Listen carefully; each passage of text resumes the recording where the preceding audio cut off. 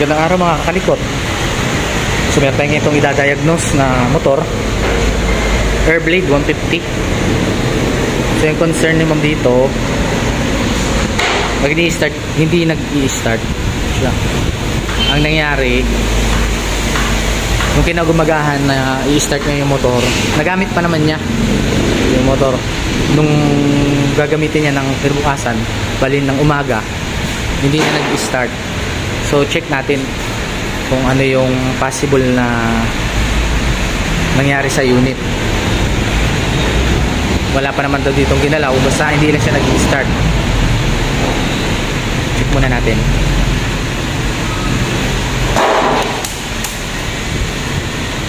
Yan. Ito pa yung isa niyang concern, nawawala yung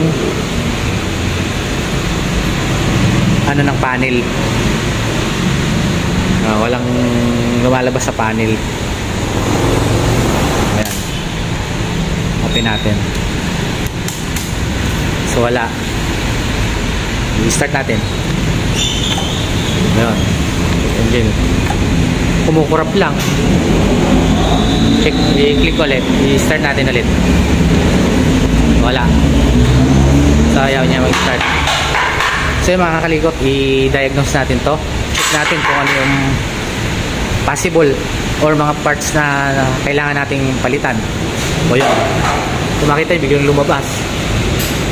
So hanapin natin kung ano nagiging problema nitong unit.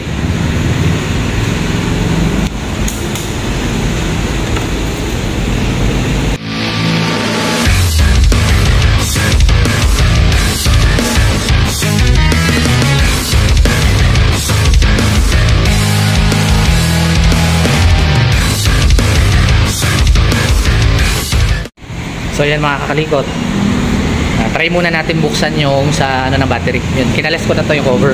So check natin yung battery voltage kasi sabi ni ma'am dito 3 years na yung motor, hindi pa rin niya to na-replace ng battery. So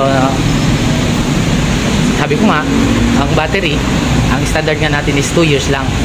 So i-check natin yung battery voltage nito.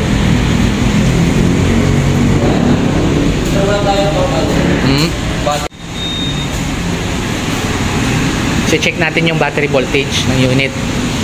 So set muna natin sa voltage. Ayan.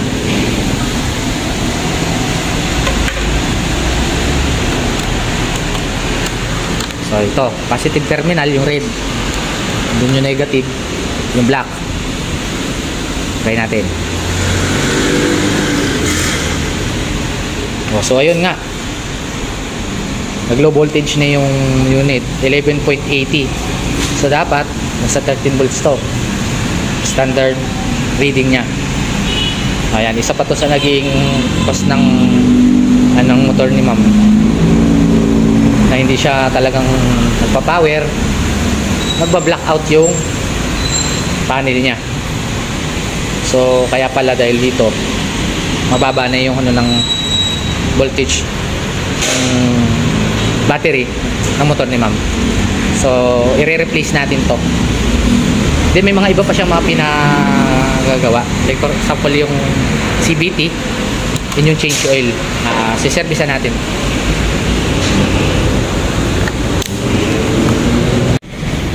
So nabuksan na natin mga kalikot yung panggilid at siservisin na natin to.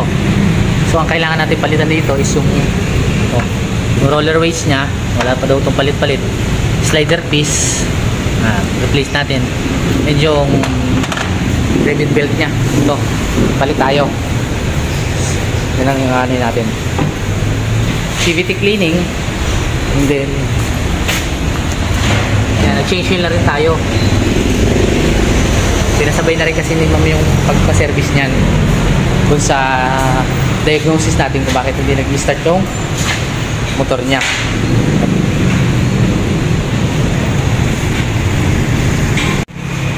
Ngayon mga kakalikot, try natin. So tapos na natin servisan, napalitan na natin ang battery yan. Check muna natin kung i-start yung unit. Ano?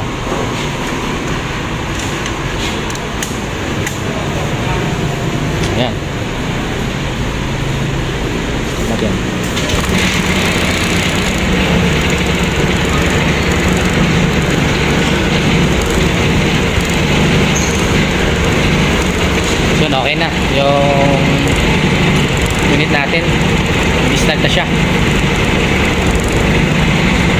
So yun nga, pinalitan natin ng battery. Battery kasi dapat pinapalitan every 2 years.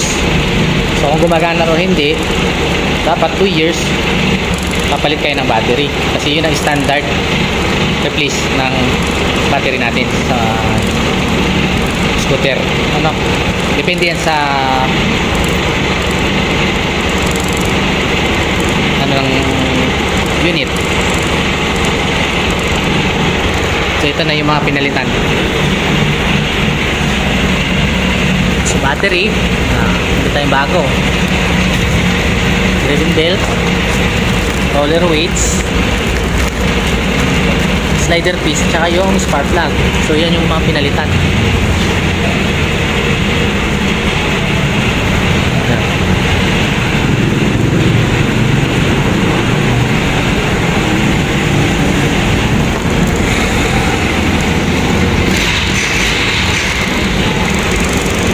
So okay na mga kakalikot, hanggang dito na lang.